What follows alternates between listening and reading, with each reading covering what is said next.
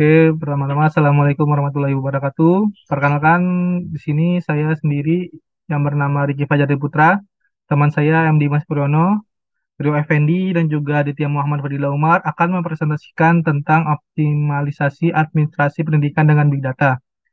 Ya, langsung saja kita mulai. Yang pertama adalah perkembangan teknologi telah menghadirkan berbagai peluang dalam mengelola administrasi pendidikan. Big Data menawarkan solusi untuk mengoptimalkan proses pengumpulan, pengelolaan, dan analisis data yang dapat mendukung pengambilan keputusan strategis. Peran Big Data dalam optimalisasi administrasi pendidikan. Yang pertama adalah pengumpulan data terpadu. Big Data memungkinkan pengumpulan data dari berbagai sumber seperti sistem informasi, sekolah, media sosial, dan sensor untuk mendapatkan gambaran yang lebih komprehensif tentang siswa dan proses pembelajaran. Yang kedua ada analisis prediktif. Analisis data dapat membantu memprediksi tren, perilaku siswa, dan kebutuhan, sehingga memungkinkan pengambilan keputusan yang lebih efektif dan proaktif. Yang ketiga adalah personalisasi pembelajaran. Dengan menganalisis data individu, sekolah dapat menyesuaikan kurikulum, metode pengajaran, dan dukungan belajar untuk memenuhi kebutuhan unik setiap siswa. Oke, selanjutnya akan dijelaskan oleh Saudara Rio Effendi. Selanjutnya ada pengumpulan dan pengelolaan data siswa. Yang pertama ada digitalisasi data, yaitu mengumpulkan data siswa secara digital, seperti catatan akademik, informasi demografis, dan aktivitas ekstrakurikuler untuk memudahkan penyimpanan dan akses. Yang kedua ada integrasi sumber data, yaitu menghubungkan berbagai sumber data seperti sistem informasi sekolah, layanan pembelajaran online, dan survei untuk menciptakan profil komprehensif tentang siswa. Yang ketiga ada perlindungan data sensitif, yaitu menetapkan kebijakan dan protokol keamanan yang ketat untuk menjaga kerahasiaan dan privasi data siswa yang sensitif. Selanjutnya, selanjutnya ada analisis data untuk pengambilan keputusan strategis dibagi menjadi empat. Yang pertama ada identifikasi tren dan pola, yaitu menganalisis data untuk mengidentifikasi tren dan pola dalam prestasi siswa, perilaku, dan faktor-faktor yang mempengaruhi keberhasilan. Yang kedua ada pendeteksi risiko dini, yaitu menggunakan analisis data untuk mendeteksi dini siswa yang berisiko putus sekolah atau membutuhkan dukungan tambahan. Yang ketiga ada evaluasi program dan kebijakan, yaitu menilai efektivitas program dan kebijakan pendidikan berdasarkan data sehingga dapat dibuat penyesuaian yang tepat.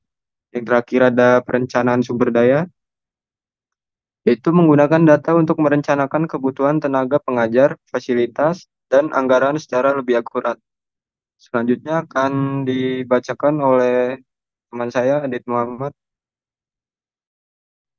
Baik, berikutnya adalah pemanfaatan big data untuk peningkatan efisiensi proses.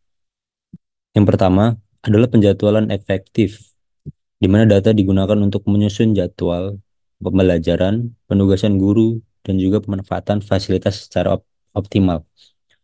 Yang kedua, prediksi kebutuhan, di mana data digunakan untuk memprediksi kebutuhan sumber daya seperti buku, peralatan, dan pelatihan guru, sehingga dapat direncanakan dengan lebih baik. Ketiga, automasi administrasi, di mana data dioptimasi dan diproses secara administratif seperti pendaftaran siswa, pembayaran, dan pelaporan untuk meningkatkan produktivitas. Yang keempat, optimalisasi biaya. Data digunakan untuk mengidentifikasi peluang penghematan biaya seperti penggunaan sumber daya yang lebih efisien dan pengalokasian anggaran yang lebih tepat sasaran.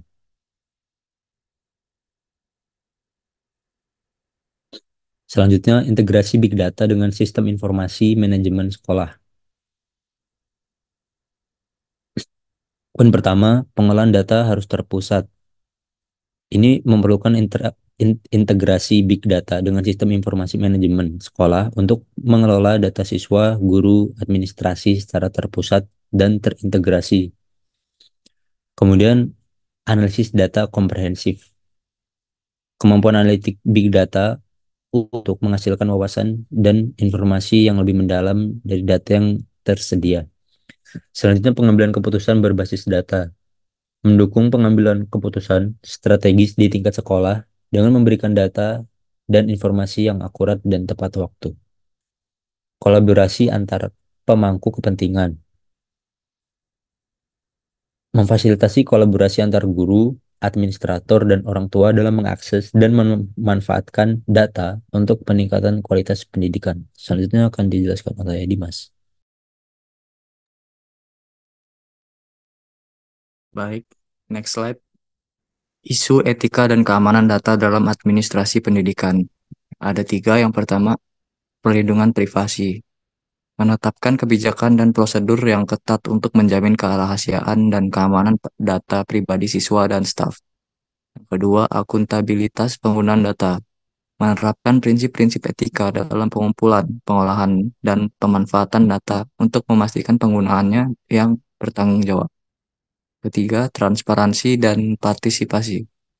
Melibatkan pemangku kepentingan seperti orang tua dan siswa dalam proses pengambilan keputusan yang melibatkan data mereka.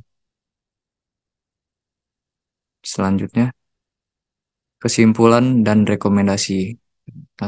Kesimpulannya, pemanfaatan big data dalam administrasi pendidikan dapat meningkatkan efisiensi, efektivitas, dan pengambilan keputusan yang lebih baik, namun harus diimbangi dengan perlindungan privasi dan etika penggunaan data.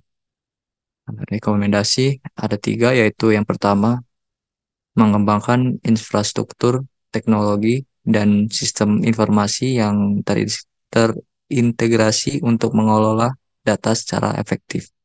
Yang kedua, meningkatkan kapasitas SDM dalam menganalisis dan memanfaatkan data untuk pengambilan keputusan. Yang ketiga, menetapkan kebijakan dan protokol keamanan data yang ketat untuk melindungi privasi siswa dan staf. Baik, cukup sekian yang dapat kami sampaikan. Jika ada salah kata, mohon maaf. Kami akhiri. Terima kasih. Wassalamualaikum warahmatullahi wabarakatuh.